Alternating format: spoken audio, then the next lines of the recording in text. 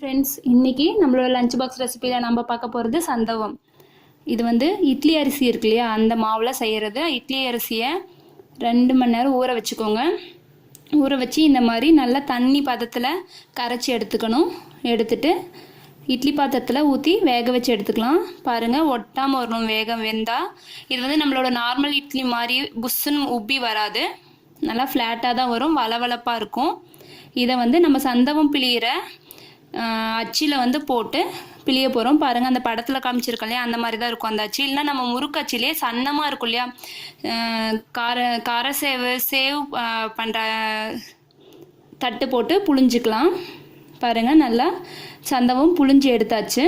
நல்லா சுட சுட இட்லி வந்து எடுத்ததுமே போட்டு புளியணும். ஆற விட்டிங்கன்னா கெட்டியாயிடும், புளியும் போது ரொம்ப டைட்டாக இருக்கும்.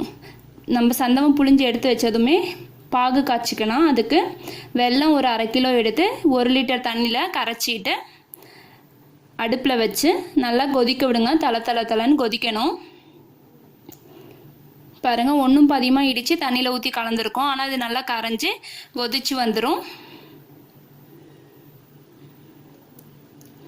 இப்போ நல்லா வெந்துருச்சு. இந்த டைமில் ஏலக்காய் இடித்து தூள் சேர்த்துக்கலாம். இப்போது நம்ம சந்தவத்துக்கு ஊற்றிக்க வெல்லம் பாகு ரெடி. அடுத்தது எள்ளு தூள் ரெடி பண்ணிக்கலாம். நம்ம எள்ளை வானலில் போட்டு நல்லா வறுத்துக்கணும். ஸ்மெல் வரும், எள்ளு நல்லா வறுக்க ஸ்மெல் வந்து வெடிக்கும். இது வந்து வெள்ளை எள்ளு கருப்பு எள்ளு கலந்து எடுத்துருக்கோம். அடுத்தது பொட்டுக்கல்லையை வந்து தூள் பண்ணி எடுத்துக்கிறோம். தேங்காய் துருவி எடுத்துருக்கோம். இதெல்லாம் போட்டு தான் நம்ம சந்தவம் சாப்பிட போகிறோம். ஒரு கப்பில் சந்தவத்தை வச்சுக்கோங்க. வேணுன்ற அளவுக்கு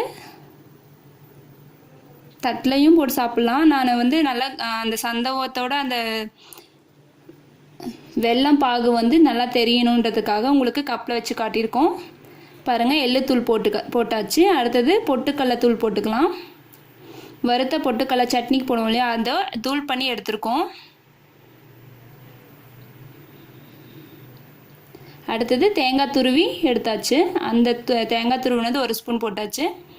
இதுக்கப்புறம் நம்ம வெல்லம் பாகு சேர்த்துக்கலாம். நம்மளுக்கு எவ்வளோ இனிப்பு வேணுமோ அந்த அளவுக்கு நம்ம ஊற்றிக்கலாம். ஊற்றி எல்லாம் கலந்து சாப்பிட வேண்டியது தான். சுவையாக இருக்கும், இனிப்பு தான், அவ்வளோ டேஸ்ட்டாக இருக்கும். இதில் வந்து நம்ம காரம் செய்ய போகிறோம். அடுத்தது இன்ஸ்டன்ட் நூடுல்ஸ்ன்னு சொல்லலாம் இதை, நம்மளோடது. பாருங்கள், நம்மளோட சுவையான சந்தவம் ரெடி ஆயிடுச்சு. அடுத்தது காரம் தாளிக்கலாம் வாங்க. அதுக்கான இன்க்ரீடியன்ட்ஸ் வந்துருச்சு, நோட் பண்ணிக்கோங்க. இப்போது ஒரு வானலில் எண்ணெய் ஊற்றிட்டு எண்ணெய் காஞ்சதும் கடுகு போட்டுக்கலாம். கடுகு பொரியட்டும். இனிப்பு டேஸ்ட்டு பிடிக்காதவங்க சந்தவம் செஞ்சு காரமும் சேர்த்துக்கலாம். காரம் வந்து நான் இதை வெறும்னே பச்சை மிளகா போட்டு தாளிச்சிருக்கேன். நீங்கள் இதுவே மசாலாவோடு சேர்த்து சாப்பிட்ணும். நம்ம வந்து மிளகாத்தூள் மல்லித்தூள்லாம் போட்டு தக்காளி ஒன்று அரிஞ்சு போட்டு நல்லா தாளித்து தக்காளி சாதம் மாதிரியும் தாளித்து சாப்பிட்லாம், சூப்பராக இருக்கும். அடுத்தது கொஞ்சமாக சீரகம் சேர்த்துருக்கேன்.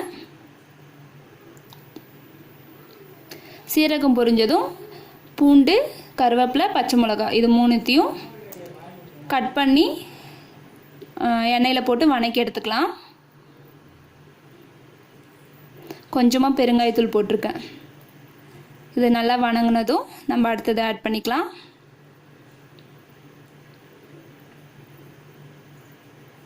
ரொம்ப இனிப்பு சாப்பிட்டு திகட்டுற டைமுக்கு கொஞ்சமாக அதிலே எடுத்து வச்சு நம்ம இந்த மாதிரி தாளித்து சாப்பிட்டோம்னா டேஸ்ட்டாக இருக்கும். சின்ன வெங்காயம் அரிஞ்சு போட்டிருக்கேன். கொஞ்சமாக அது வேணுன்ற அளவுக்கு உப்பு சேர்த்து கலந்து விட்டுக்கோங்க வெங்காயத்திலே.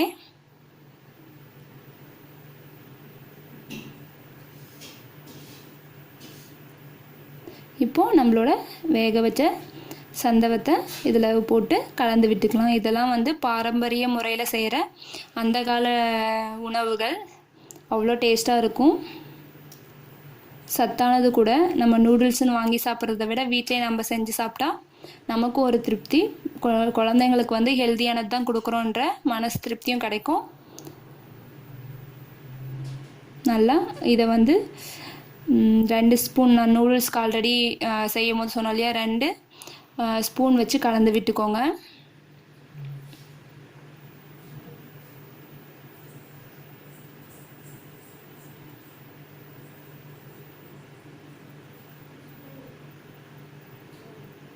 இந்த மாதிரி நல்லா 2 ஃபோர்க்கு இல்லைனா 2 ஸ்பூன் வச்சு எல்லா சைடும் நம்மளோட அந்த வெங்காயம் மிளகாலாம் படுற மாதிரி கலந்து விட்டுக்கோங்க. அவ்வளோதான், நம்மளோட கார சந்தவம் ரெடி ஆயிடுச்சு.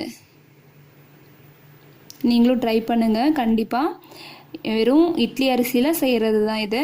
ஒன்றுமே இல்லை, ஊற வச்சு நம்ம மிக்சியில் அரைச்சி 2 மணி நேரம் ஊற வச்சு அரைச்சா போதும். புளிக்க தேவையில்ல மாவை, அப்படியே இட்லி பாத்திரத்தில் வேக வச்சு நம்ம புளிஞ்சு எடுக்க போகிறோம். முறுக்கு புளிகிற அச்சிலேயே நம்ம சின்னதான அச்சி தட்டு போட்டு புளிஞ்சு எடுத்துக்கலாம். ஓகே ஃப்ரெண்ட்ஸ், நீங்களும் ட்ரை பண்ணுங்கள். ட்ரை பண்ணிட்டு எப்படி இருக்குன்னு எனக்கு கமெண்ட்ஸில் சொல்லுங்கள். நெக்ஸ்ட் வீடியோவில் நெக்ஸ்ட் ரெசிபியோடு சந்திப்போம். பாய்.